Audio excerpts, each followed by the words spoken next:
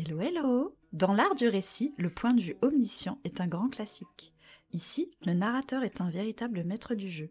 Il sait tout, voit tout et pénètre l'intimité de chaque personnage tout en révélant des faits qu'eux-mêmes ignorent. Le récit n'est pas limité à une seule perspective. Le narrateur connaît les pensées, les émotions, les souvenirs et les motivations de chacun, mais aussi les événements passés et futurs, les lieux cachés et les secrets inavoués. Ce narrateur n'est pas un personnage de l'histoire. Il plane au-dessus du récit comme une caméra aérienne et une conscience absolue, offrant alors une vision complète du monde décrit.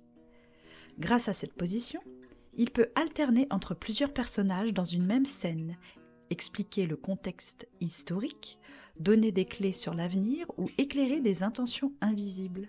Le lecteur devient un complice privilégié, toujours mieux informé que les héros. Par exemple, Jean se promenait dans le parc, ignorant que Marie l'observait de loin, se demandant si elle aurait le courage de lui parler. En une seule phrase, le narrateur dévoile à la fois l'action de Jean et les pensées de Marie, tout en soulignant l'écart entre ce que chacun sait. Quelques conseils d'auteur. Maintenez une voix narrative cohérente. Le style doit refléter une présence invisible mais constante. Utilisez ce point de vue pour créer du suspense, comme révéler des secrets au lecteur avant les personnages.